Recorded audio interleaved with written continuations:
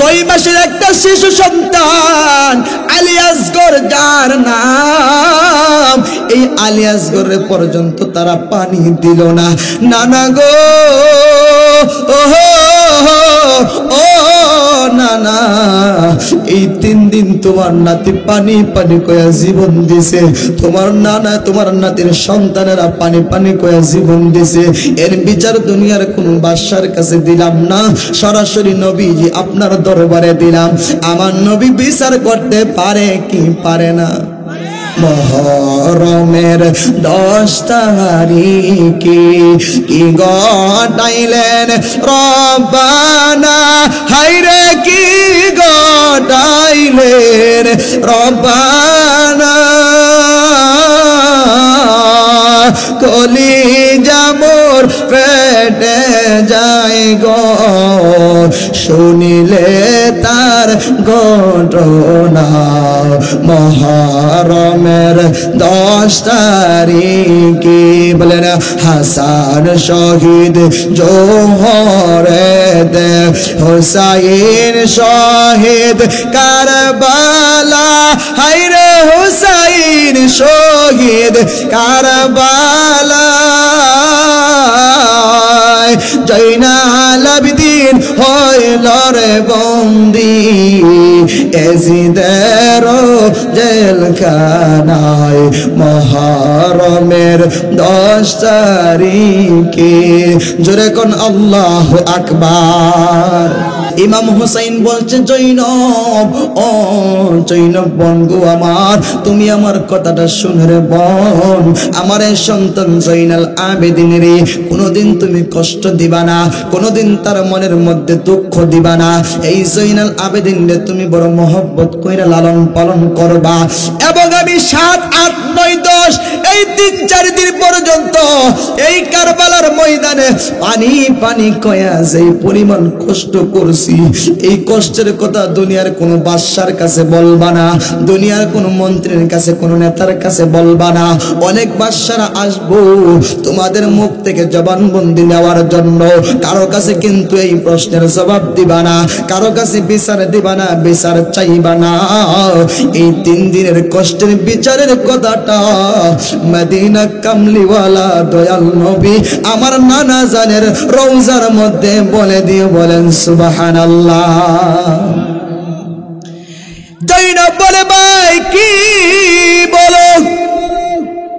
বলে হ্যাঁ সত্য কথা বলছি, এই 3 দিনের কষ্টের কথা দুনিয়ার কারো কাছে বলবো না, দুনিয়ার কোনো বাদশা বিচার করুক এইটা আমি চাই না, দুনিয়ার কোনো মন্ত্রী বিচার করুক এইটা আমি চাই না।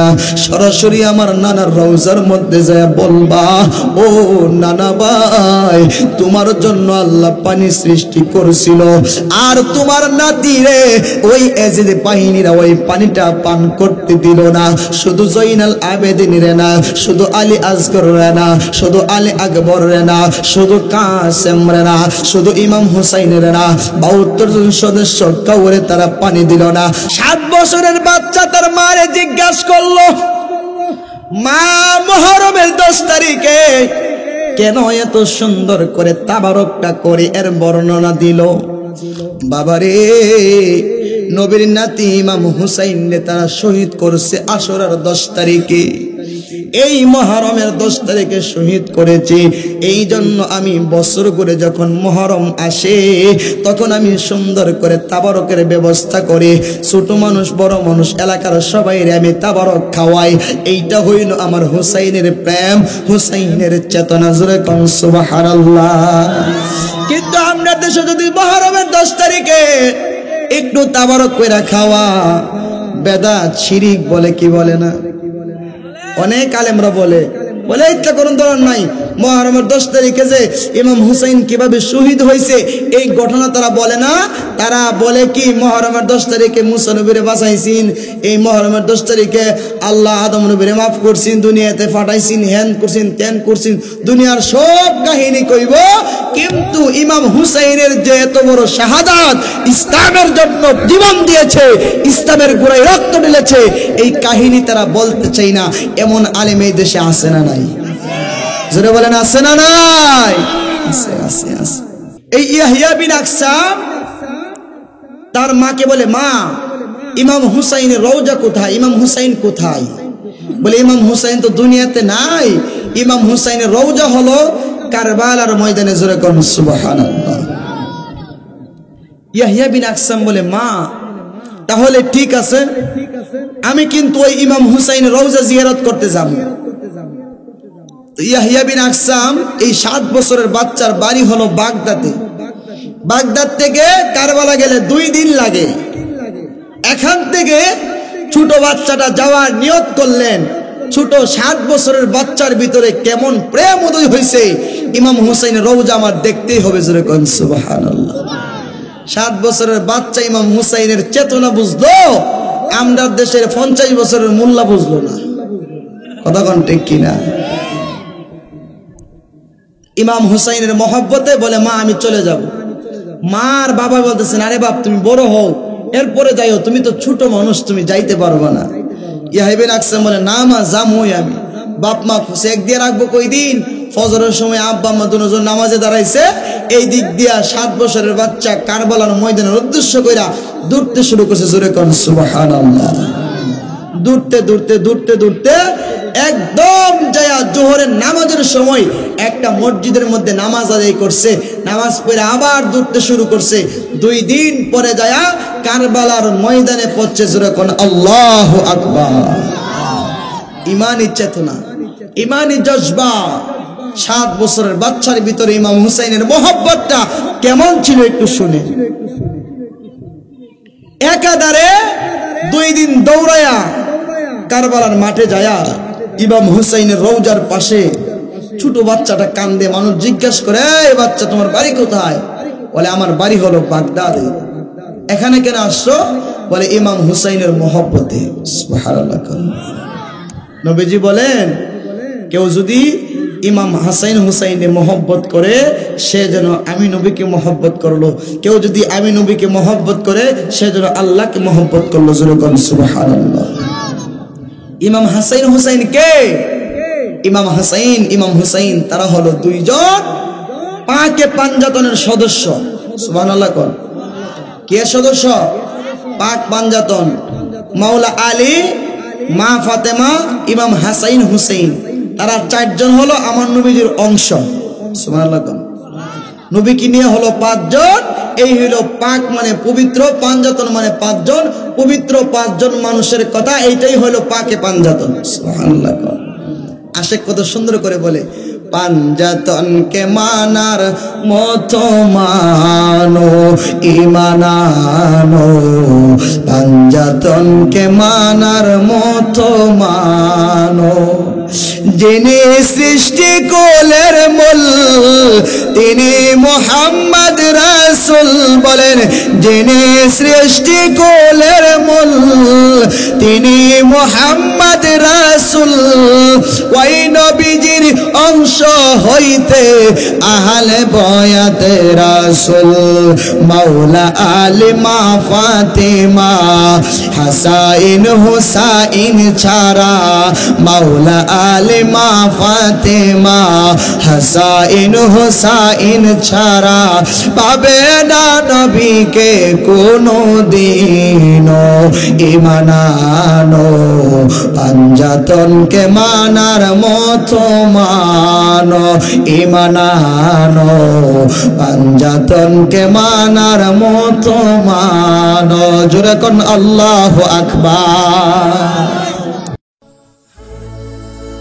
গোল্ড অফ মদিনা, সুন্নিয়তের অহংকার। ওই নবীর উম্মত হিসাবে যেই মহান মালিক আপনাকে আমাকে দুনিয়াতে সৃষ্টি করেছে, বন্দরে আমার আমার ও আমার কামালপুরের বাবারা, এ আমার কামালপুরের যুবক ভাইরা, হ্যাঁ আমার পর্দানসীন মা বোনেরা গো, যেইখান থেকে আমার কথাগুলি শুনতেছেন গো মা, একটু গভীর মনোযোগ দিয়ে শুনেন গো মা।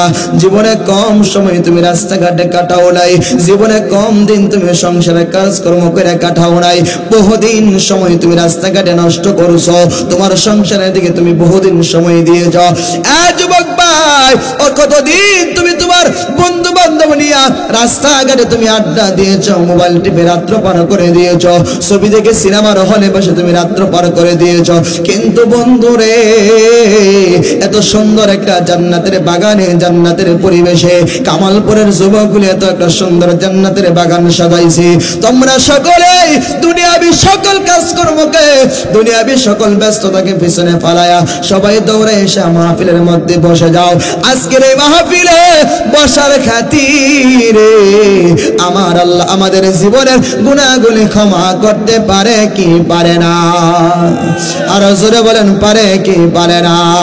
তুমি তো মালিকুল কাদির, বানাও কত বাদশারে ফকির, এসব তোমার কুদরতের কারবার, আল্লাহ পরোয়ার, গুনাহ খাতা মাফ করো আমার, বলেন গুনাহ খাতা মাফ করো আমার, আল্লাহ পরোয়ার, গুনাহ খাতা।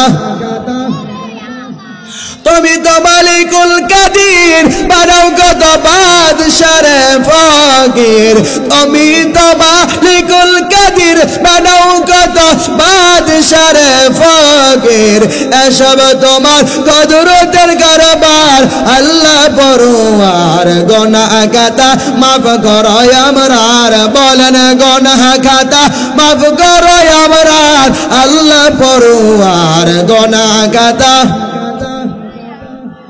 এমন ভাবে যদি আপনি আমার আল্লাহরে ডাকতে পারেন, আমার আল্লাহরে আপনি বারবার বলতে পারেন, আপনার জীবনের গুনাহগুলি আল্লাহ ক্ষমা কইরা দিব, আমার আল্লাহ আপনার জীবনের গুনাহগুলি মাফ কইরা দিব। জীবনে এত গুনাহ করছেন, এই গুনাহ লয়া যদি আজকে রাতে আপনি মারা যান, তাহলে সকাল 10টায় আপনার জানাজা হয়ে যাবে, আপনারে অন্ধকার কবরে রাখা হবে।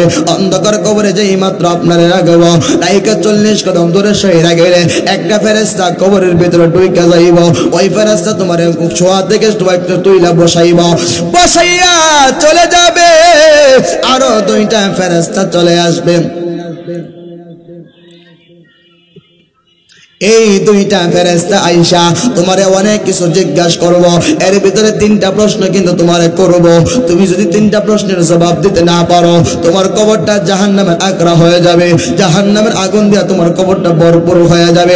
99টা এমন বিস্তর সাপ দিব, যে এক একটা সাপ যদি দুনিয়ার জমিনের মধ্যে একটু নিঃশ্বাস ফালাইতো, এই জমিনের মধ্যে কোনো সবুজ গাছ জন্ম নিত না, সব গাছগুলি মারা যাইতো, কোনো গাছের মধ্যে কোনো ফল থাকতো না, সব গাছগুলি মরে যাইতো, একদম শেষ হয়ে যাইতো।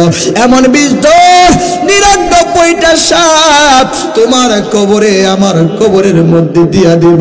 যুবক রে, তুমি মনে করতেছো আমি তো তাড়াতাড়ি মারা যাব না, তুমি দৈনিক কি ফেসবুকের পাতায় দেখো না, দৈনিক কি খবরের কাগজে দেখো না, শুধু যুবকের মরণ, যুবকের মরণ, রাস্তা অ্যাক্সিডেন্ট করে, মোটরসাইকেল অ্যাক্সিডেন্টে যুবকের মরণ, দেখো পানিতে ডোবা যুবকের মরণ, আগুনে পড়ে যুবকের মরণ, বিল্ডিং ভেঙে যুবকের মরণ।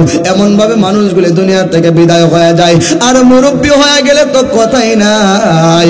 বাড়ির ঘাটে নৌকা আইসা লাইগা গেছে, যেই কোনো সময় তোমার নৌকার মধ্যে উঠতে হবে। এই নৌকা মিঠা মইনের নদীর নৌকা না, এই নৌকা হইল তোমার মরণের নৌকা। কথা কোন ঠিক কিনা?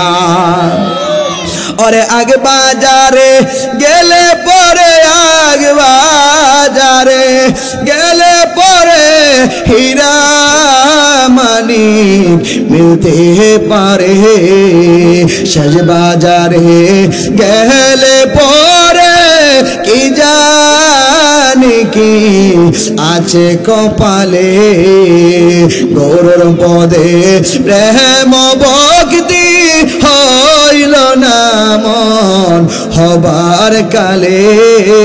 কথা কোন ঠিক কিনা? আগ বাজার মানে আমার বাজার, শেষ বাজার মানে মুরব্বীদের বাজার রে বাবা। আগ বাজারে যদি তুমি আল্লাহর দরবারে যাও, আগ বাজারে যদি তুমি পীর মুর্শিদের দরবারে যাও, আগ বাজারে যদি তুমি আল্লাহর রাস্তায় চলে যাও, তোমার যদি কপালের মধ্যে হীরা মানিক মুক্তা মিলতে পারে। আর যদি শেষ বাজারে যাও তাহলে তোমার কপালে মিলতেও পারে, নাও মিলতে পারে। এই জন্য তো আশেক বলছে আগ বাজারে গেলে পরে হীরা মানিক মিলতে পারে, শেষ বাজারে গেলে পরে কি জানি কি আছে কপালে, কথা কোন ঠিক কিনা।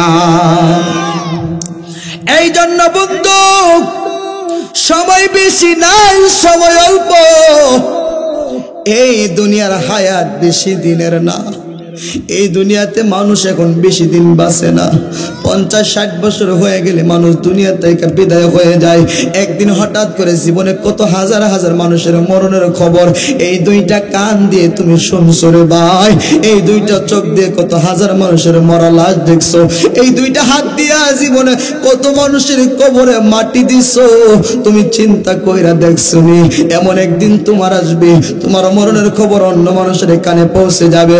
প্রত্যেকটা মসজিদের মাইকে মাইকে এলান হয়ে যাবে এমুক দুনিয়াতে নাই, এমুক দুনিয়াতে নাই, এমুক দুনিয়াতে নাই।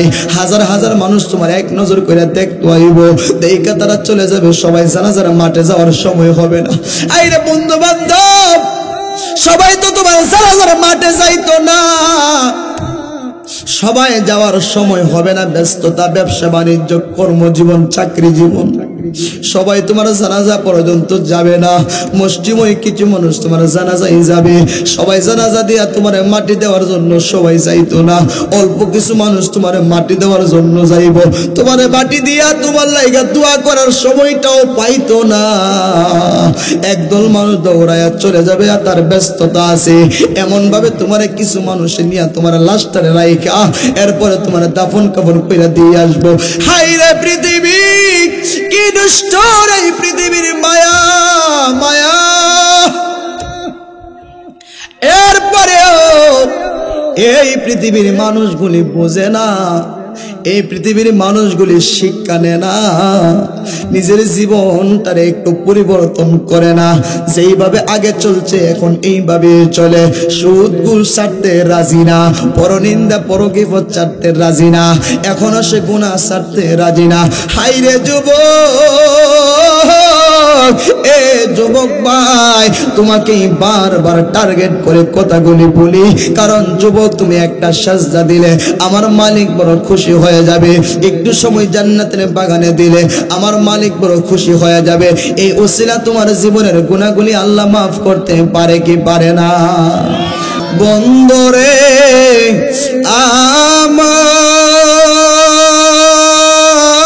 আমার ও মুরব্বি বাবারা, আমি আমার মূল আলোচনার মধ্যে চলে গেলাম রে বাবা।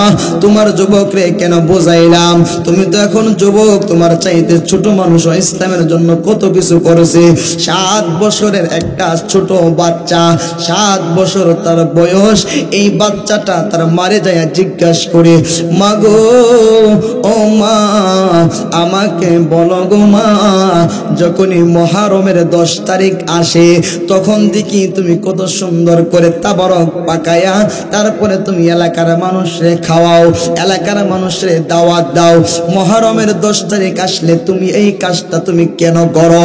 যুবক এই ছোট বাচ্চাটার কথা শুনে মার চোখ দিয়ে ঝর ঝর করে পানি পড়তে শুরু করলো। ডাক দিয়া কই, আব্বা রে, এ আব্বা, তুমি আমার এমন একটা প্রশ্ন করছো জানোনি, যেই প্রশ্নের জবাবটা তোমার দিতে গেলে আমার বুকটা ফাইটা যাইব। যেই প্রশ্নের কথা, যেই প্রশ্নের জবাবটা আমি বর্ণনা করতে গেলে আমার চোখ দিয়ে পানি বের হয়ে যাবে। এমন একটা করুণ ঘটনা মহরমের 10 তারিখে ঘটেছে। এই জন্য ভাই, বাইরে ইমাম হাসাইন, ইমাম হুসাইন, তারা ইসলামের গোড়ার মধ্যে রক্ত ঢালছে। রক্ত গাছের গোড়ায় যেমন পানি দিলে গাছটা সতেজ হয়ে যায়, গাছটা ভালো হয়ে যায়, যুগে যুগে ইসলামের গোড়ার মধ্যে রক্ত ঢালতে হয়েছে। এরপরে ওই ইসলামটা এই কামালপুর পর্যন্ত পৌঁছে, কথা কোন ঠিক কিনা? এমনিতে আসে নাই, এমনিতে আসে নাই, বড় কষ্টের বিনিময়ে এই পর্যন্ত ইসলামটা পৌঁছাইছি।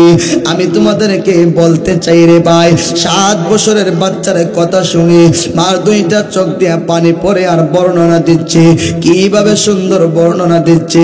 জাননি জাননি জাননি ওই কারবালার ময়দানে মুহররমের 10 তারিখে কারবালার ময়দানে এমন একটা ঘটনা ঘটেছে, যেই ঘটনাটার শেষ পর্যায়ের দু একটা কথা আমি বলবো, এরপরে আমি কারবালার বিষয়ে আলোচনা করব না।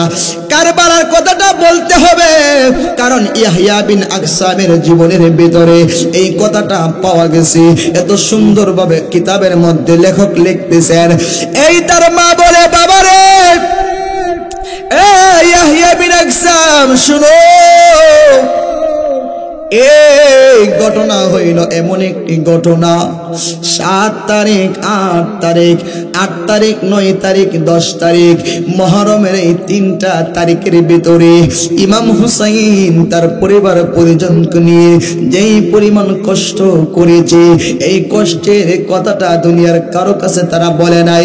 ইমাম হুসাইন বলছে, জৈনব, ও জৈনব বোন গো আমার, তুমি আমার কথাটা শুনে রে বোন, আমার এই সন্তান জৈনাল আবেদিন রে কোনোদিন তুমি কষ্ট দিবা না, কোনোদিন তার মনের মধ্যে দুঃখ দিবা না।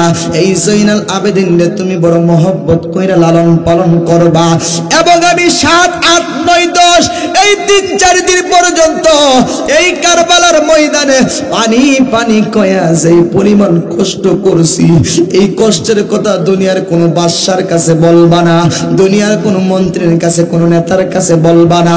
অনেক বাদশারা আসবো তোমাদের মুখ থেকে জবানবন্দি নেওয়ার জন্য, কারো কাছে কিন্তু এই প্রশ্নের জবাব দিবা না, কারো কাছে বিচার দিবা না, বিচার চাইবা না। এই 3 দিনের কষ্টের বিচারের কথাটা মদিনা কামলিওয়ালা দয়াল নবী আমার নানা জানের রওজার মধ্যে বলে দিয়ে বলেন সুবহানাল্লাহ। জৈনব বলে, ভাই কি বলো? বলে, হ্যাঁ সত্য কথা বলছি, এই 3 দিনের কষ্টের কথা দুনিয়ার কারো কাছে বলবো না। দুনিয়ার কোনো বাদশা বিচার করুক এইটা আমি চাই না, দুনিয়ার কোনো মন্ত্রী বিচার করুক এইটা আমি চাই না।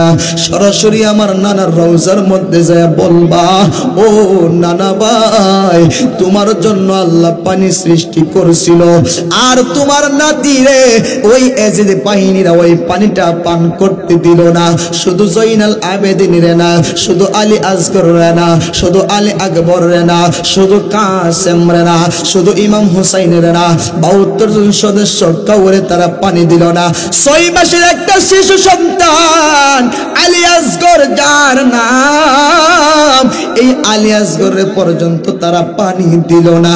নানা গো, ও নানা, এই 3 দিন তোমার নাতি পানি পানি কয়া জীবন দিছে, তোমার নানা তোমার নাতির সন্তানেরা পানি পানি কয়া জীবন দিছে। এর বিচার দুনিয়ার কোন বাদশার কাছে দিলাম না, সরাসরি নবীজি আপনার দরবারে দিলাম। আমার নবী বিচার করতে পারে কি পারে না? আরো জোরে বলেন, পারে কি পারে না? মুহররমের 10 তারিখে কি ঘটাইলেন রব্বানা, হায়রে কি ঘটাইলেন রব্বানা,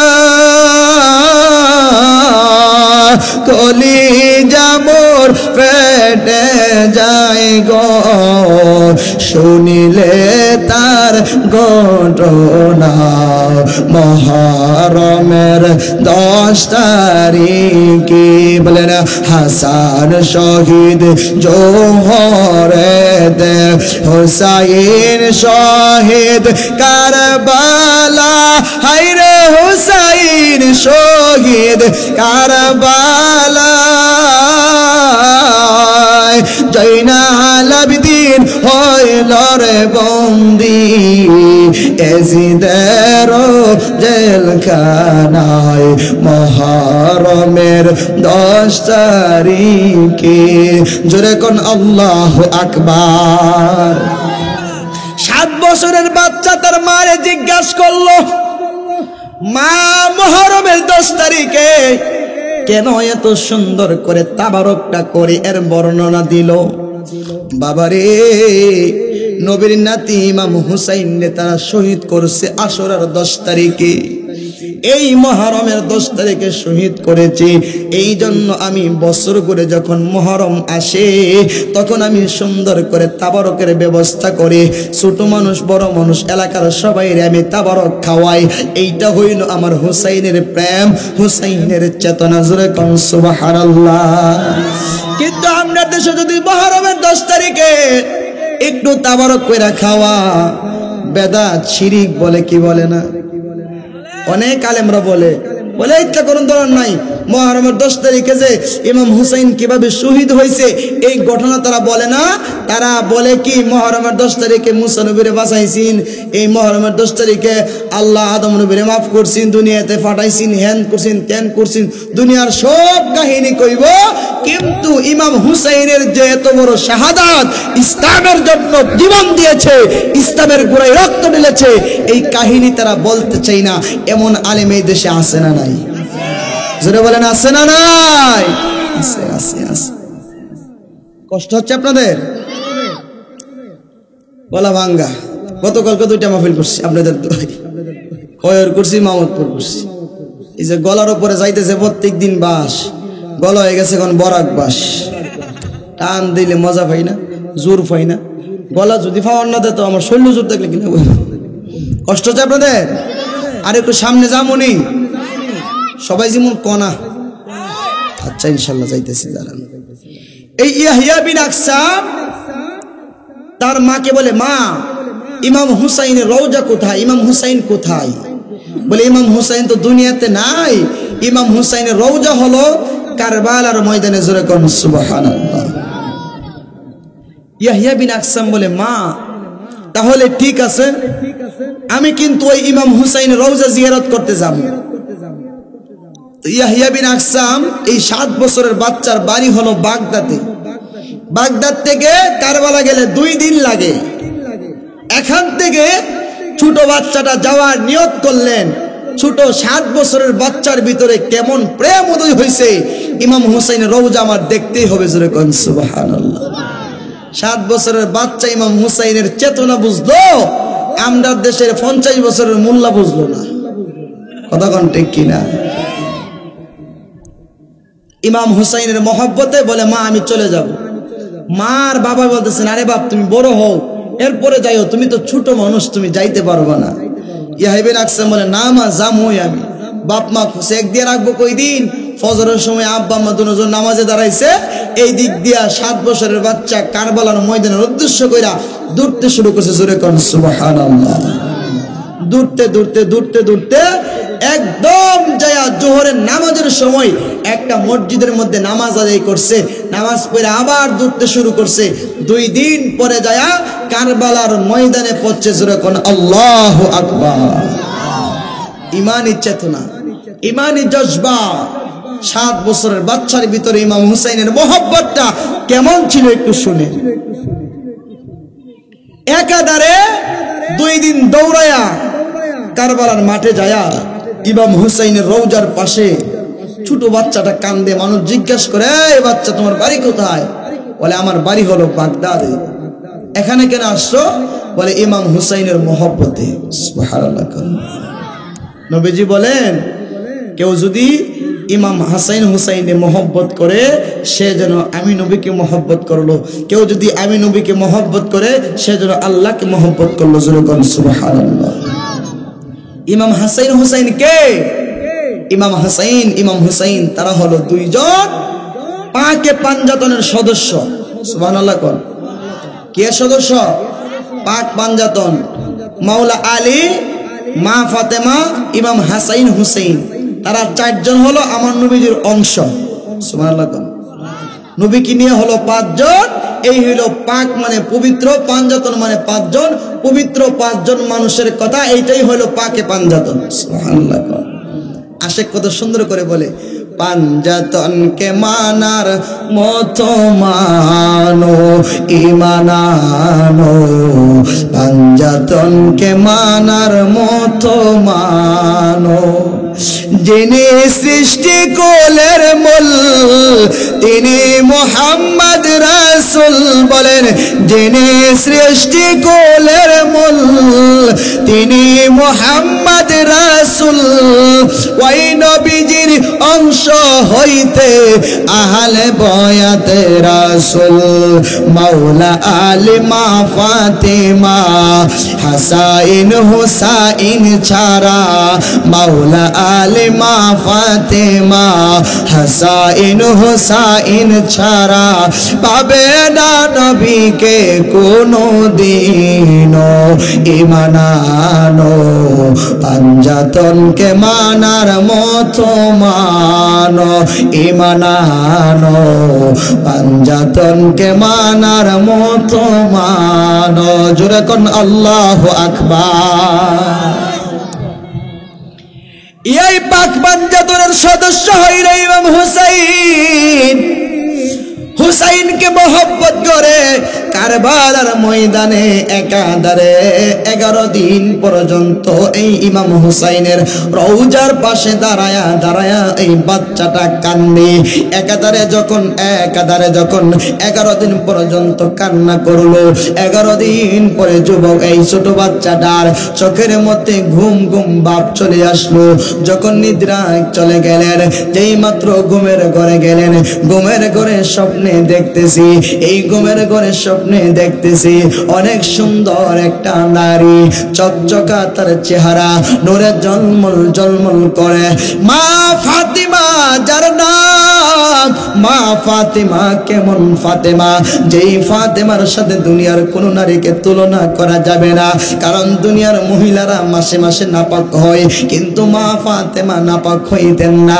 কারণ ওই তো এরকম তাতহীরা আল্লাহ বলেন তাদেরকে পবিত্র করার মতো আমি করেছি তারা হলো পাকে পাঞ্জাতন তারা পাক কখনো নাপাক হবে না এই হইল মা ফাতেমা যেই ফাতেমা এমন ফাতেমা বাবা আদম আলাইহিস সালাম যখন উনি জান্নাতের ভিতরে বিয়ে হয়ে গেল আল্লাহ নিজে যখন বিয়ে পড়াইলেন ওই জিবরাইলের মাধ্যমে বিয়ের কাজ সম্পূর্ণ হলো বিয়ে করার পরে হযরত আদম আলাইহিস সালাম মনে মনে চিন্তা করে আল্লাহ মনে হয় আমার এই হাওয়ার চাইতে আমার বিবির চাইতে সুন্দর করে কোন নারী দুনিয়াতে বানাইছে না সুবহানাল্লাহ আদমের চিন্তা হলো আমার বিবির চাইতে এত সুন্দর করে দুনিয়ার কোন নারীর মনে হয় আল্লাহ বানাইছেও না বানাইতো না সুবহানাল্লাহ বলেন এই কথা আদম নবীর ভিতরে ঘুরপেশ খাইতেছে এদিক দিয়ে আল্লাহ বলে জিবরাইল আদম রে যায় কো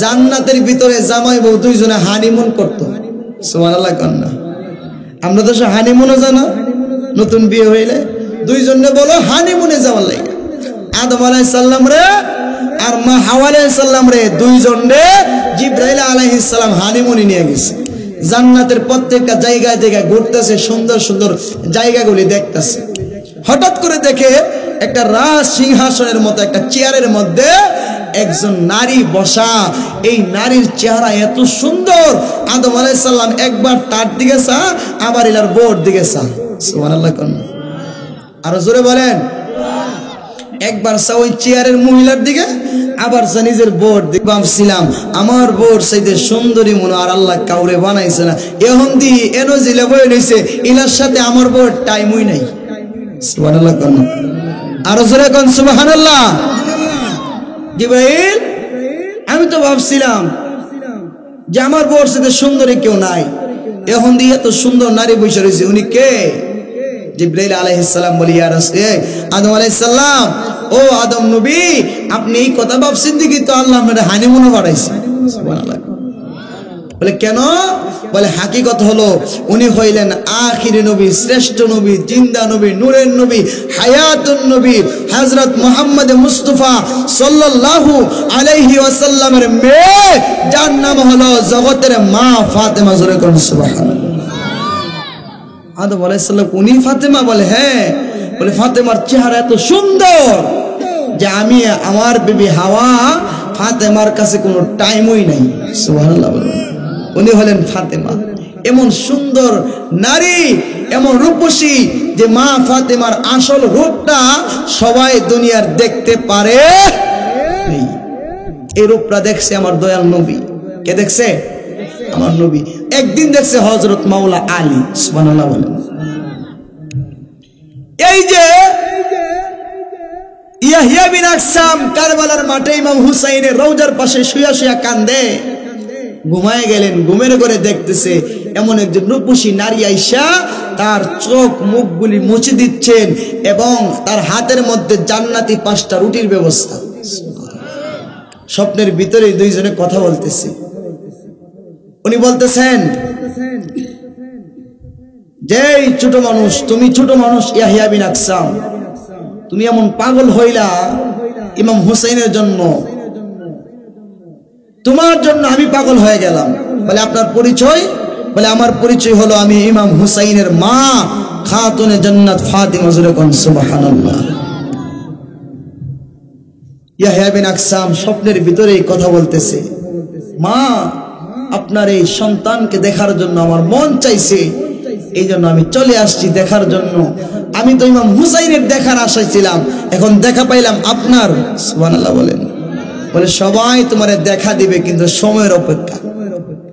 ইয়াহইয়া বিন আকসাম স্বপ্নের ভিতরে ওনারে 5টা রুটি দিছে। এই 5টা রুটির মধ্যে অর্ধেকটা রুটি খাইছে, বাকি 4.5টা রুটি ওনার হাতে দিলেন। উনি সজাগ হয়ে দেখে ইয়াহইয়া বিন আকসামের হাতে বাকি 4টা আরো অর্ধেকটা রুটি আছে। সুবহানাল্লাহ। দিছে কি? স্বপ্নের ভিতরে দিছে কি? স্বপ্নের ভিতরে। পাইছে কি? বাস্তবে। সুবহানাল্লাহ বলবেন না? তাহলে বোঝা যায় নবীর আওলাদরা আইলে আসলেই আসে, কিন্তু আমরা চর্মচক্ষু দিয়ে দেখি না। কথা বলেন ঠিক কিনা? এই চক্ষু দিয়ে আমরা দেখি না, কারণ দয়াল নবীরে যারা দেখে, রাত্রে বেলা দেখছে, সকালবেলা নবী যা দিয়া গেছে সকালবেলা সব হাতে পাইছে। সুবহানাল্লাহ বলেন না? একজন আল্লাহর ওলি মনে মনে ভাবতেছে, যদি নবীরে দেখতে পারতাম আর নবীজির একটা দাড়ি মুবারক পাইতাম, এই দাড়ি মুবারকের বরকতে মনে আল্লাহ আমার সুস্থ বানাই দিত। সুবহানাল্লাহ। ওই দিন রাত্রে দয়াল নবী তারা দিদার দিছে এবং নবীজির একটা দাড়ি মুবারক সিরা তার হাতে দিছে। এই লোকটা সকালবেলা ঘুম থেকে উঠে দেয় একটা দাড়ি মুবারক তার হাতে আছে। সুবহানাল্লাহ। এই ক্ষমতা দিছে কে? জোরে বলেন, দিছে কে? আল্লাহ দিছে ক্ষমতা। ইয়াহইয়া বিন আকসাম ঘুম থেকে উঠে অর্ধেকটা জান্নাতি রুটি খাইলেন, বাকি 4.5টা রুটি রাইখা দিলেন। উনি আবার কাঁদতে শুরু করলেন। কাঁদতে কাঁদতে একাধারে 91 দিন পর্যন্ত কাঁদলেন। সুবহানাল্লাহ বলেন। 3 মাস 1 দিন। 3 মাস 1 দিন পরে উনি আবার ঘুমের ঘরে গেলেন। ঘুমের ঘরে একজন লোকের দেখা পাইলেন, যার চেহারাটা উজ্জ্বলময়, যার নাম হলো মাওলা আলী। সুবহানাল্লাহ। ওনার নাম কি? যিনি হলেন পাকে পাঞ্জাতনের একজন সদস্য। এই মাওলা আলী কেমন মাওলা আলী? যে মাওলা আলী একদিন একটা খেজুরের গাছের নিচে দাঁড়ায় দাঁড়ায় জিকির করতেছে। কি করতেছে?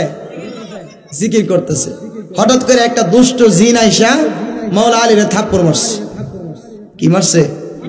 যেই মাত্র থাপ্পড়টা দিছে, মাওলা আলী সিটটা, ওনার বেলায়েতের হাত। উনি তো মাওলা আলী মানে নবী যার অভিভাবক, আলীও তার অভিভাবক, যিনি হলেন মারিফতের সম্রাট।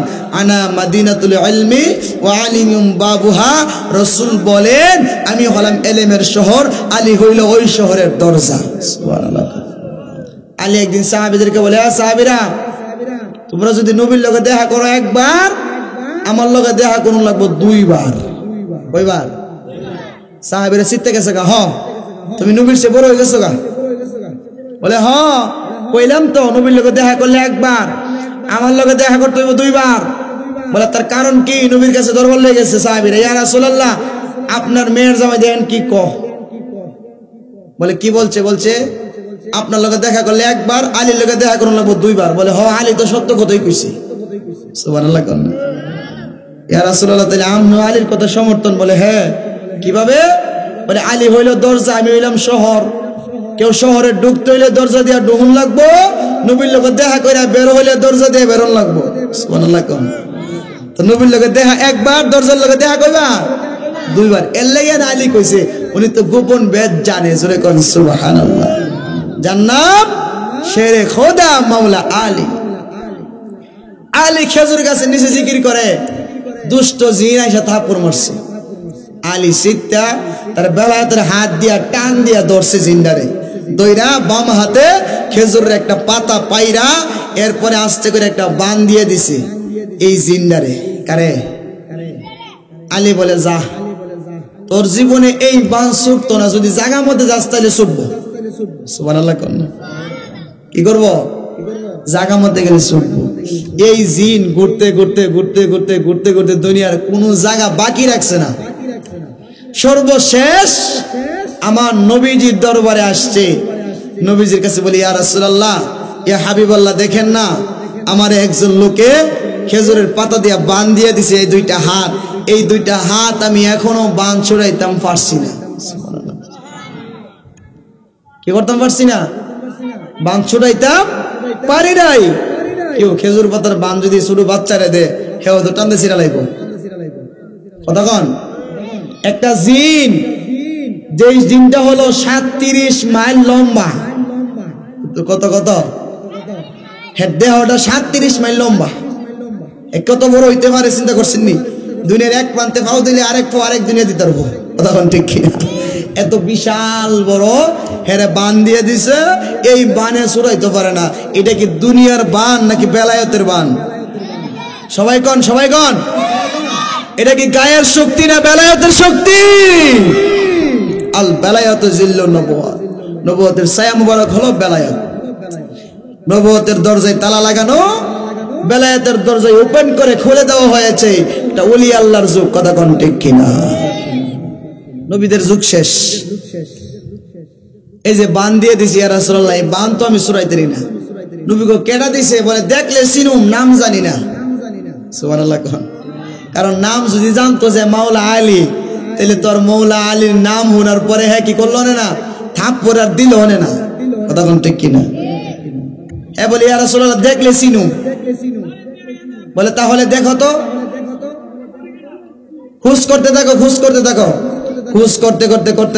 করতে মসজিদে নববীর মধ্যে মাওলা আলী ঢুকতেছে জিন্না কই ইয়া রাসূলুল্লাহ ওই এই লই আমার বান দিছে সুবহানাল্লাহ কোন এই লই আমার বানটা দিয়ে দিছে বলে এইলা বান দিছে বলে হ্যাঁ আলী এদিকে আসো তুমি নাকি বান দিয়ে দিছো বলে ইয়া রাসূলুল্লাহ জি আমি বান দিছিলাম এই জিন্না আমি একদিন জিকির করতেছি আমারে যা থাপ্পড় মারছে অযথা আমি কিচ্ছু করি নাই এরপরে দইরা খাইলে বেলায়েতের হাত দিয়ে টান দিয়ে একটা বান দিয়ে দিয়েছিলাম খেজুর গাছ দিয়া কইছিলাম জায়গা মধ্যে গেলে ছুটবো নাইলে ছুটতো না সুবহানাল্লাহ নবীজি জিজ্ঞাসা করে এই কাম করছ কি লেগা ইয়া রাসূলুল্লাহ শয়তানি করে করছিলাম আর কি ভালো লাগতেছে না থাপ্পড় মারছিলাম বলে তুই চিনস আলী কেডা আলী কে জানো যেই আলী আসরের নামাজ পড়ার ওয়াক্ত চলে গেছে মাগরিবের সময় হয়ে গেছে মাগরিবের সময় থেকে সূর্যটা তুইলা আসরের জায়গায় আইনা দিছি আলী নামাজ পড়ছে আর আসতে কোন ভিডিও দেখুন চিন্তা করতে পারেন আপনি যে আলীর জন্য মাগরিবের জায়গা থেকে সূর্য উঠে আসরের জায়গায় আসে এরপরে আলী নামাজ পড়ে জোরে কোন সুবহানাল্লাহ এই আলীর লগে তুই গেছে শয়তানি করতি না তোর বাড়ি কো ইয়া রাসূলুল্লাহ কুহাকাফ কোন দেশটা বলে এটা জিনের দেশ কোন দেশ জিনে জিগা নবীজি আপনি চিনেন জিনের দেশটা হ্যাঁ নবীজি জিজ্ঞাসা করে চিনেনি আচ্ছা আমার নবী চিনে কি চিনে না নবীজি বলে তুই এনে দাঁড়া এই আলী দিকে আয় আলী যাও কোথায় বলে তুমি যাইতে দাও আলী তো জায়গাতে দাঁড়াই লইছে কিন্তু বেলায়েতের দৃষ্টিতে যাইতেছে আর কি আধ্যাত্মিক যুগে চলছে উনি আলী কই আছো বলি ইয়া রাসূলুল্লাহ আমি মনে দুনিয়া তার নাই সুবহানাল্লাহ কোন না বলে এখন এখানে কি দেখতেছো বলে একটা কুয়া এই কুয়ার ভিতরে ঢুকছে কতটুক যাইতেছো বলে ইয়া রাসূলুল্লাহ যাওয়ার তো কোনো সীমানা নাই যাইতে যাইতে যাইতে যাইতে যাইতে যাইতে এত গভীর তলদেশে গেছে ওই দেশে গিয়ে দেখে বিশাল বড় একটা দানব আছে। সুবহানাল্লাহ। মৌলা আলী বলে এখন ফিরে আসো। আইছে। জিনটারে বলে তুমি যাও, তোমার দেশে গেছে। কোথায়? কুহে কাফ, জিনের দেশ। তুমি আবার যাও ওই জায়গাতে, যে জায়গাতে আলী গেছে, ওই জায়গাতে গেছে। এই গর্তের ভিতরে ঢুকছে। ঢুকার পরে বলে তুমি যাইতে থাকো। গেছে। যাইতে যাইতে যাইতে যাইতে অনেক, যেই জিনটা এত বিশাল লম্বা, কুহে কাফ তার দেশ, জিনের দেশে তাকে। এই বেড়া যাইতে যাইতে যাইতে যাইতে এত গভীর দেশে গেছে। বলে তুমি কি দেখো? বলে ইয়া রাসূলুল্লাহ এখনো যাইতেছি, ওই যাওয়া তো শেষ না। সুবহানাল্লাহ। বলে আলী দেখছুনি কিছুক্ষণ সময়ের ভিতরে যায়া ওই দানবটারে দেখে আবার ফিরে আসছে। তুমি শুধু যাইতেছো, ওই মন ডাকো না কিয়ামত পর্যন্ত যাইতার ভাই, দানব রে পাইতা না। সুবহানাল্লাহ। তাহলে আমি নবীর গোলাম যদি এত ঢুক যাইতে পারে, যেই দেশে তুমি সীমানা পাও না বিচাইরা, তাইলে তুমি আমারে কুহে কাফ শিয়াইতে আইছো। আমি কুহে কাফ চিনিনি। আমি নবীর এই হাতুর তালের মধ্যে আল্লাহর সৃষ্টি জগতের যা আছে সব আমি নবী এখানে বৈশা দেখতে পারি। ক্ষমতা কে দিছে? দিছে ক্ষমতা আল্লাহ, জলে খালি মোল্লা। কথা কন ঠিক কিনা? আল্লাহ নবীর এই ক্ষমতা দিয়ে দিছে। এই জন্যই তো মিয়া এই কামালপুর থেকে নবী অনেক দূরে, নবীর রওজা, কিন্তু নবীর কাছে এই কামালপুরের মানুষ বেশি দূরে না। কথা কন ঠিক কিনা? কামালপুরের মানুষ কাছে, এই জন্য তো আশেকরা দাঁড়ায়া নবীরে সালাম দেয়। কথা কন ঠিক কিনা? কন নবীরে দাঁড়ায়া সালাম দিলে বেদাত, শিরিক, দুর্বেকল। নবীরে দাঁড়ায়া সালাম দিলে যদি নবীর নাম লইলে শিরিক হয়ে জায়গা। দৈনিক তুই 5 বার শিরিক করস। কথা বল। কারণ আমরা তো খালি দাঁড়ায়া সালাম দেই, নবীর নাম লই দাঁড়ায়া, আর তুমি দাঁড়ায়া কানো দইরা দইরা নবীর নাম লস। লনি লনি আশহাদু আন্না মুহাম্মাদার রাসূলুল্লাহ।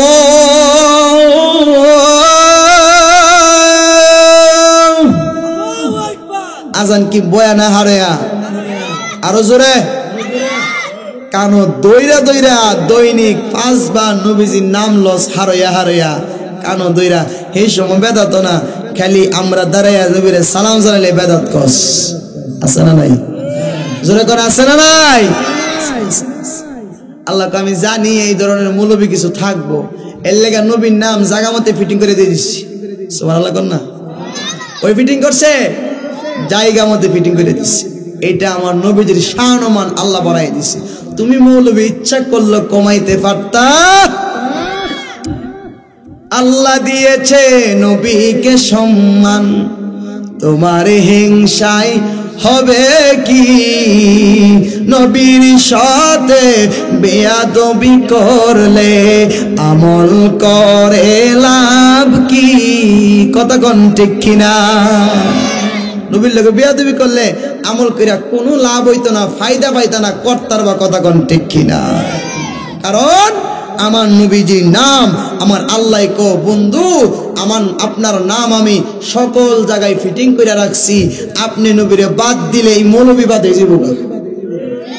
কারণ মিম দিয়া মৌলানা, মিম দিয়া মৌলবী, মিম দিয়া মুফতি, মিম দিয়া মুহাদ্দিস, মিম দিয়া মুফাসসির, মিম দিয়া মাদ্রাসা, মিম দিয়া মসজিদ। আল্লাহকে সব জায়গায় মিম লাগাই দিছি। তুই যদি মিম বাদ দেস তো তোর মৌলানাগিরি বাদ, তোর মুফতিগিরি বাদ, তোর মুফাসসিরগিরি বাদ, তোর মুহাদ্দিসগিরি বাদ। কথা কোন? তাইলে আল্লাহ জানেনি হাকিকত? জানেনি? জানে। এর লেগে আল্লাহ জায়গা মতো নবীর নাম ফিটিং কইরা রাখছে। উনি হলেন এই মৌলা আলী। এই আলী ইয়াহইয়া বিন আকসামকে দেখা দিলেন। দেখা দিয়ে উনি এমন ভাবে জড়িয়ে ধরলেন, উনি তো মারেফতের সম্রাট। উনি কি? মারেফতের সম্রাট, গোপন বেদের সম্রাট। উনি এমন ভাবে জুড়ে চাপ দিয়ে ধরছে। ইয়াহইয়া বিন আকসাম বলে, হুজুর আপনি যে আমার ধরছেন, আমার মনে হইতেছে আমার আড্ডি গুটি সব বাইঙ্গা সুরমা হয়ে যেতেছে। উনি তো আসলে দুনিয়ার হাত দিয়ে ধরে নাই, উনি ধরছে বেলায়েতের হাত দিয়া। আর বেলায়েত ওনার কাছে যেই এলেমটা আছে এই এলমে বেলায়তটা এই ইয়াহইয়া বিন আকসামের সিনার ভিতরে উনি চাপ দিয়ে যখন ঢুকায় দিছে, ঢুকানোর সঙ্গে সঙ্গে ইয়াহইয়া বিন আকসাম বলে, হুজুর আপনার পরিচয় দিতে হবে না, আপনার পরিচয় হলো আপনি হলেন মাওলা আলী। জোরে কোন সুবহানাল্লাহ। এলমে লদনি, এলমে বেলায়ত, যে এলমে বেলায়ত মানুষের ভিতরে ঢুকলে অন্তর চক্ষু খুলে যায়। ওই চক্ষুটা সদা সর্বদা সজাগ থাকে, কোন মানুষটা কি করে, কোথায় থাকে, কিভাবে থাকে, সব কিছু বলতে পারে। সুবহানাল্লাহ। কোন ক্ষমতা দিছে কে? আল্লাহ কোরআনে বলে, শুনেন, وَقُلِ اعْمَلُوا فَسَيَرَى اللَّهُ عَمَلَكُمْ وَرَسُولُهُ وَالْمُؤْمِنُونَ।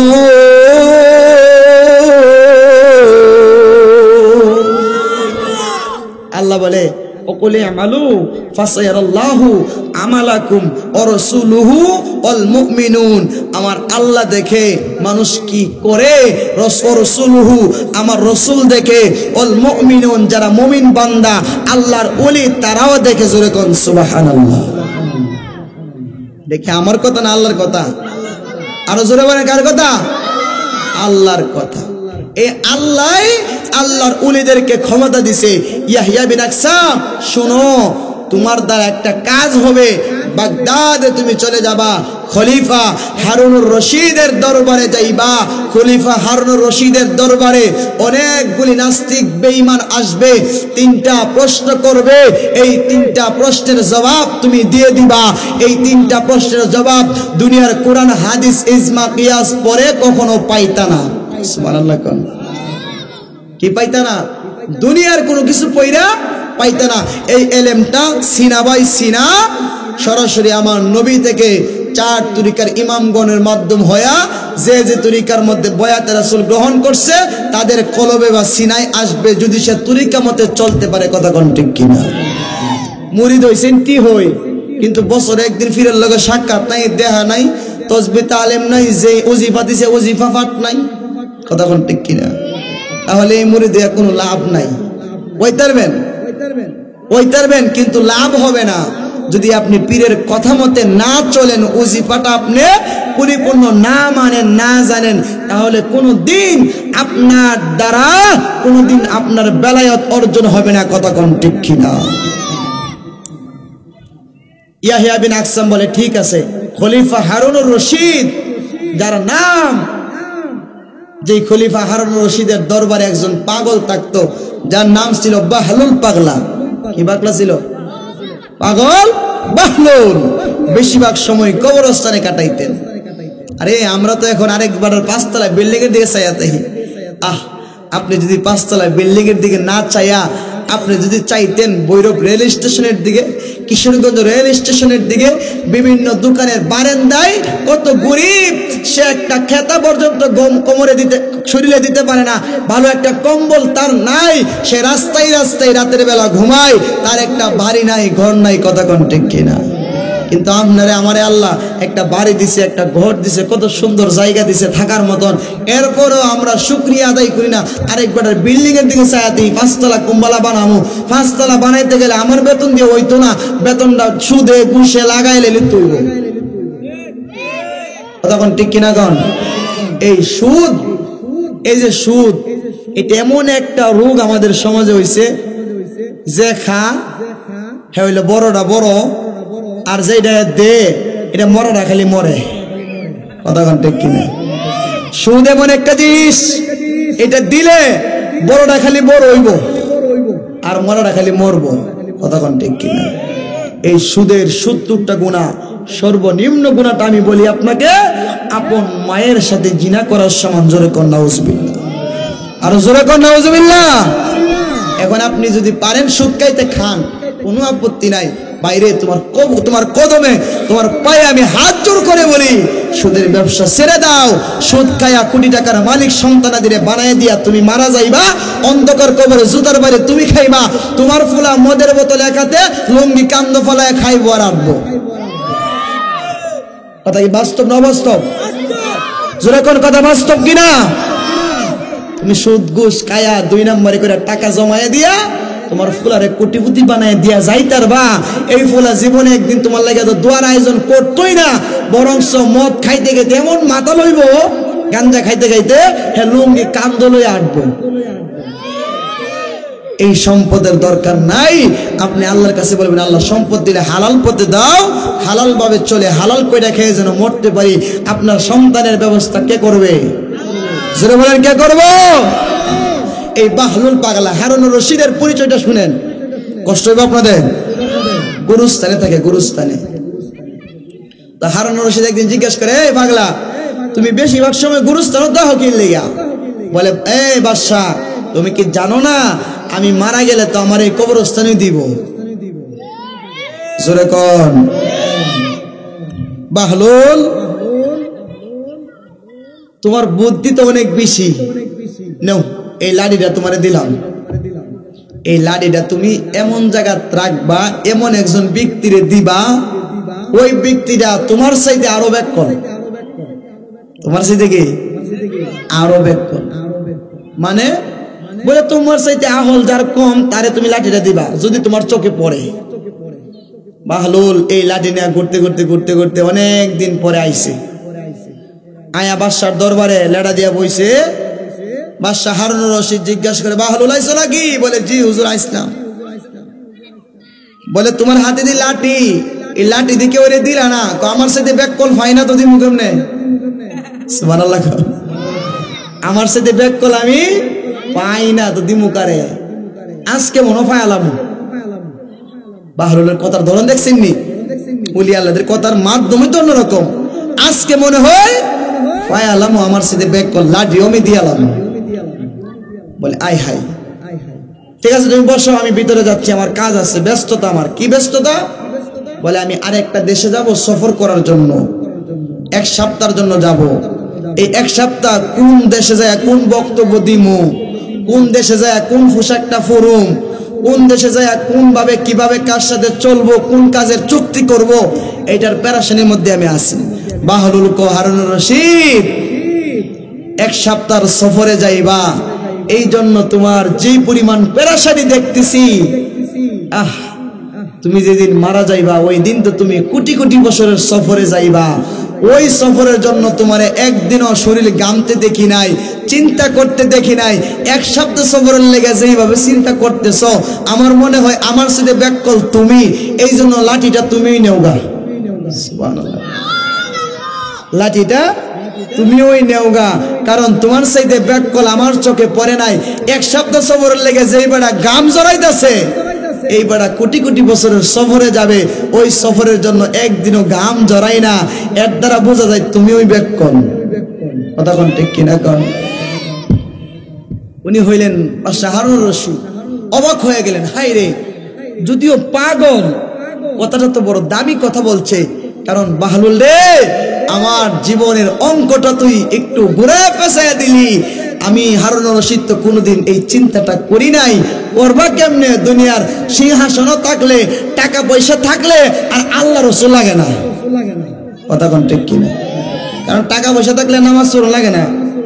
আমার অনেক টাকা আছে, রোগ হইলে আমি বিদেশ যা চিকিৎসা করে এলাম, আমার টাকা করুম কি? আমি এই টাকাটা করুম কি? টাকা দিয়ে শরীর ভালো করে এলাম, আমি আল্লাহ রসুল দিয়ে করতাম কি? আছে না নাই? যাদের টাকা বেশি দেখবেন হেরার ইমান নাচতে দুর্বল হয়ে যায়, কেরে হেরা আল্লাহ রসুলের ভরসাটা কমই করে। আর যারা গরিব, দিন আনে দিন খা, আল্লাহর কাছে দোয়া করে, আল্লাহ গো তুমি যদি আমার বড় রোগ দেও, আল্লাহ আমার তো টাকা পয়সা নাই, আমি কিভাবে অসুস্থতা থেকে সুস্থতা আসবো, কিভাবে আমার সন্তানেদের চিকিৎসা করামো, আল্লাহ আমি তো খায়া বাচ্চি চলতেই না, আল্লাহ বালা মুসিবত বালা রোগ থেকে আমার তুমি হেফাজত করিও, বলেন আমিন। কথা কি মিথ্যা বলছি? গরিবে এই দোয়াটা করে আল্লাহর কাছে সবসময় ফানাটা চা, আর টাকা পয়সা বেশি হইলে এর কাছে মানুষ আর মানুষ লাগে না। কথা কোন ঠিক কিনা? এই জন্য টাকার অহংকার, গৌরব, টাকাবুরি, বাহাদুরি, ফুটাঙ্গিরি সব ছেড়ে দেন। কারণ 2টা চক্ষু বন্ধ করে দেখেন না, আপনার সামনে কেউ নাই, ডাইনে বামে পিছনে কেউ নাই, শুধু আপনি একাই থাকবেন। ওই জায়গাটার নাম কি? জোরে বলে, নাম কি? এই কবরে আপনার একাই থাকতে হবে, একাই থাকতে হবে। এই অন্ধকার কবর আপনি ছাড়া কেউ আপনার সঙ্গে যাবে না। কথা কোন ঠিক কিনা? আরে বাইরে ওয়াজ তো শুনতে আসছেন, ওই ওয়াজ শুনছেন, ওয়াজ মানেন, ওয়াজ বুঝেন, ওয়াজ জানেন, কিন্তু বাস্তবায়ন করেন না, এটাই সমস্যা। আমরা কি করি না? বাস্তবে নিজের জীবনের পরিপ্রেক্ষিতে, নিজের জীবন, বাস্তব জীবনে, নিজের কর্মজীবনে, রাষ্ট্রীয় জীবনে, সামাজিক জীবনে, সাংসারিক জীবনে এই ওয়াজটাকে কাজে লাগান না। তাইলে তো আপনার সিটি বলের তলে দিয়ে আর নেওয়ার সুযোগ থাকতো না। কথা কোন ঠিক কিনা? খুব সাবধান, পরকালের চিন্তা করেন। দৈনিক 24 ঘন্টার ভিতরে আপনি যদি 20 ঘন্টা ওই সংসারে চিন্তা করেন, 2-4 মিনিট আপনি পরকালের জীবনের চিন্তা করেন, তাহলে আপনার দ্বারা কখনো আপনার অন্যায় হবে না, আপনার দ্বারা কখনো অবিচার হবে না, আপনার দ্বারা কখনো বেবিচার হবে না, আপনার দ্বারা কখনো সুদ ঘুষের কাছে যাওয়া হবে না। কথা কোন ঠিক কিনা? আমরা তখন পরকাল বুইলা লাইছি, পরকালের পিছনে ফালাই দিছি, এমন ভাবে পিছনে ফালাইছি পরকাল আছে যে একটা জগৎ, এটা আমাদের মনেই থাকে না, আমাদের মাথার মধ্যে নাই। কথা কোন ঠিক কিনা? ওরা আফসোস লাগে মানুষ দেখলে, মানুষের ব্যবহার, মানুষের বাচন ভঙ্গি, মানুষের কথা শুনলে বোঝা যায় এই লোকটার মনে হয় পরকালের কথা বছরের বছরে মনে হয় না। তুমি কি দেখো না এই বাড়িতে তোমার বাবা ছিল, আজকে অন্ধকার কবরে, তোমার বাবার কবরের উপর দিয়া কত তুফান ঝড় যাচ্ছে, কত মেঘের পানি তোমার বাবার কবরে ঢুকছে, তোমার বাবার হাড্ডিগুলো বিশ্রায়া পাইতা না, একদিন তো তোমার আমার জীবনে এমন দিন আসবে। কথা কোন ঠিক কিনা? আপনাদের কষ্ট হইতেছে নাকি? ইয়াহইয়া বিন আকসামের কথা মনে আসেনি? কমু নাকি? বাদশা হারুন রশিদের দরবারে অনেকগুলি নাস্তিক তারা আসবে, আয়েশা 3টা প্রশ্ন করবে, এই প্রশ্নের জবাবগুলি তুমি দিয়ে দিবা, এই প্রশ্নগুলি তোমারে আমি শিখায় দেই। জোরে কোন আল্লাহু আকবার। বন্ধুরে আমার, ও কামালপুরের যুবক, ও মুরব্বী বাবারা, ইয়াহইয়া বিন আকসাম স্বপ্ন থেকে উঠে গেলেন। স্বপ্ন থেকে ওইটা দেখে তার পুরা শরীরের মধ্যে ব্যথা ব্যথা অনুভব হচ্ছে, এলমে বেলায়ত যে তার ভিতরে ঢুকছে, মারেফতের খুনি যে তার ভিতরে ঢুকছে। এখন তো ছোট বাচ্চা মানুষ, উনি তো সহ্য করতে পারে না। এই ইমাম হুসাইনের রওজার পাশে 7 বছর বয়সে গিয়েছিল, এরপরে 5 বছর পর্যন্ত ইমাম হুসাইনের রওজার পাশে কাটাইল। 5 আর 7 বয়স হইল 12 বছর। 12 বছর যখন তার পূর্ণ হয়ে গেল, আরো 1 বছর পর্যন্ত ইমাম হুসাইনের গোলামি করল। এই 13 বছর বয়স হওয়ার পরে হঠাৎ করে একদিন এশারের নামাজ পড়ে আমার মদিনা কামলিওয়ালা নবীজির উপরে দরুদ ও সালাম পাঠ করতেছে। এই আমার কামালপুরের বাবা, ও আমার খিদরপুরের বাবা, আশেপাশে যেই যেই গ্রাম থেকে এসেছেন রে বাবা, একটু গভীর মনোযোগ দিয়ে আমার কথাটা শুনেন। ইয়াহইয়া বিন আকসাম রাসূল পাক সাল্লাল্লাহু আলাইহি ওয়াসাল্লামের উপরে যেই মাত্র দরুদ শরীফ পাঠ করতে শুরু করলেন, দরুদ পড়তে পড়তে পড়তে পড়তে ঘুমায়া গেলেন। যেই মাত্র ঘুমায়া গেছে রে, ঘুমানোর সঙ্গে সঙ্গে ইয়াহইয়া বিন আকসাম দেখতেছে সুদর্শন একটা যুবক আইসা এই ইমাম ইয়াহইয়া বিন আকসামের সামনে দাঁড়িয়ে গেল এবং তারে কোলের মধ্যে নিয়ে নিল। দুইজনে কথা বলতেছে, কে গো আপনি, কি তোমার পরিচয়, এত সুন্দর কইরা আমারে কোলে নিছ? ডাক দিয়া কই, ইয়াহইয়া বিন আকসাম, তুমি যার জন্য এই 6টি বছর পর্যন্ত আজকে তোমারে আমি ওই হুসাইন দেখা দিয়া দিছি, এই জন্য তোমারে কোলে নিছি। তুমি এত বড় আশেক আমার, আমি আর সহ্য কইরা থাকতে পারি নাই, রওজা থেকে বের হইয়া তোমারে কোলে নিয়ে নিলাম। এ হুসাইন, তুমি আমারে কোলে নিছো জানোনি? আমার বয়স মাত্র 7 বছর ছিল যখন আমি বাড়ি থেকে বের হয়ে আসছিলাম। আমার মা আমারে বড় আদর করতো, আমারে বড় মহব্বত করত, আমার মা আমারে বড় আদর করত। তোমার প্রেমে পড়ে আমি আজকে 6টা বছর পর্যন্ত এই কারবালার মাসে না জানি আমার মা কত কান্দে, আমার মা বাবা কত জানি আমারে বিশ্রাইছে, কত জানি আমারে খোঁজাখুঁজি করছে। এমনিতে ইমাম হুসাইন ডাক দিয়া কয়, ইয়াহইয়া বিন আকসাম, শুনো শুনো, কোনো চিন্তার কোনো কারণ নাই। যেই দিন তুমি বাড়ি থেকে বের হয়ে আসছো, 1 সপ্তাহ পরে আমি তোমার আব্বা আম্মারে স্বপ্নের ভিতরে জানায়া দিছি আপনার সন্তান ভালো আছে, ভালো থাকবে, তার জন্য কোনো চিন্তা করার কারণ নাই। জোরে কোন আল্লাহু আকবার। আল্লাহর রাস্তা যখন মানুষটা চলে যায়, তখন আল্লাহ তার জাবিনার জিম্মাদার হয়ে যায়। যেই মাত্র মা বাবারে এই কথা বলে দিল, ইমাম হুসাইনের কথা শুনে ইয়াহইয়া বিন আকসাম একটু চিন্তাটা দূর হলো। মা বাবা তো পৃথিবীর এমন মা বাবা, এই মা বাবা যার দুনিয়াতে নাই, এই মা বাবা যার দুনিয়াতে নাই, তার মতো দুঃখী আর এই দুনিয়াতে কেউ নাই। এই দুনিয়াতে যার আব্বা আম্মা আছে, তার মতো সুখী আর কেউ নাই। রাসূল বলেন, ও উম্মতের দলেরা, যার মা বাবা বেঁচে আছে তার ঘরে স্বয়ং মক্কা এবং মদিনা আছে। যার মা নাই, যার বাবা নাই, তার ঘরে মক্কা মদিনা নাই। তুমি তো 5 লক্ষ টাকা বাইঙ্গা হজ করতে যাইবা, এই হজ কবুল হইতেও পারে, নাও হইতে পারে, কিন্তু তোমার মা এবং বাবা যদি দুনিয়াতে বেঁচে থাকে, মারে যদি ডাক দিয়া গো মা, গো মা,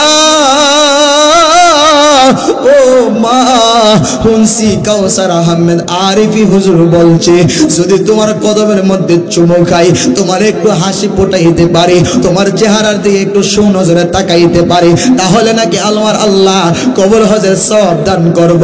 আজকে যার মা নাই, সে কার চেহারার দিকে তাকাইব? আমি কাউসার আহমেদ আরিফি তাহিরি 2014 সালে আমি আমার মারে হারাইছি। আমার মা আমারে মাদ্রাসায় ভর্তি কইরা দিয়া আমার মা দুনিয়া থেকে বিদায় হয়ে গেছে। আজকে কত জায়গায় যাই রে, কত জায়গায় যাই, কত জায়গায় যাই, আমি আমার মারে দেখি না। মা মা কয়া প্রত্যেকটা মাহফিলে কান্না করি। জীবনে কত মানুষের কাছে গেলাম, কত মানুষকে দেখলাম, মায়ের মারে এত মায়ের চেহারা আমার চোখের সামনে পড়ে না। আমার মার মতো এমন মায়ের চেহারা পড়ে না। মাঝে মাদ্রাসায় যাওয়ার আগে আমার চেহারাটা দইরা আমার মুখে গালে চুমা খাইতো, আর মা হাত দিয়া কত আদর করে আমারে লালন পালন করেছে। এই কথা তো আমি বলতে পারি না রে ভাই। যার মা আছে মারে কখনো কষ্ট দিবা না, যার বাবা আছে বাবারে কখনো কষ্ট দিবা না। তোমার পায়ে দইরা বলি, যার মা নাই তোমার বন্ধু বান্ধবের ভিতরে, তারে জিজ্ঞাসা করে দেখো মা যে কেমন জিনিস, বাবা যে কেমন জিনিস, কথা কোন ঠিক কিনা? এই জন্য মা বাবারে কখনো কষ্ট দিবেন না।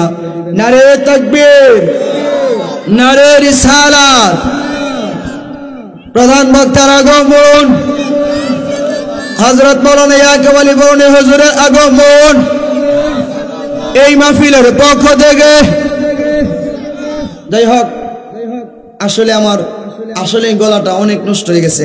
যখন গলা ভালো আছেন তখন আর বুঝছি না, মনে করছি সারা বছর এমনই থাকবো, ইচ্ছা মতো চিল্লা টাইন না মেন না, আর ওখানে টান দিল ওই বুঝি না ইমন কাই লাগে, গলাত নাই পাওয়ার কি। এই যে চলছে নির্বাচনের আগে চলছে 1 মাস, নির্বাচন গেছে 7 তারিখে, 10 তারিখ থেকে শুরু হয়েছে, এই পর্যন্ত আর একদিনও থামা নাই। এটা আর কত ভালো থাকতে হলে তো একটা জানুই, কথা ঠিক কিনা? এরপর আপনাদেরকে নিয়ে যতটুকু চেষ্টা করছি কথা বলার জন্য, আপনারা কি কষ্ট পাইছেন, রাগ করছেন? যুবক ভাইদের পায়ে ধরে বলবো, যুবক ভাই মায়ের খেদমত করবা, বাবার খেদমত করবা, এবং মুরব্বী যারা আছেন তারা পরকালের চিন্তা করে আমল আখলাক ভালো করবেন, ভালো রাস্তায় চলবেন, পীর মুর্শিদ ধরবেন, আল্লাহ এবং আল্লাহ রসুলকে সাধন করবেন। যাই হোক, আমার যে 3টা প্রশ্ন ছিল ইয়াহইয়া বিন আকসামের, 3টা প্রশ্নের জবাব দেওয়া আমার পক্ষে সম্ভব না, কারণ হুজুর বসায় রাখা কখনো 1 মিনিটও কথা বলা ঠিক না। এখানে আমার অসংক্ষিপ্ত আলোচনা এখানে শেষ করলাম। আমাকে সবাই দোয়া করবেন। আসসালামু আলাইকুম ওয়া রাহমাতুল্লাহি ওয়া বারাকাতুহু।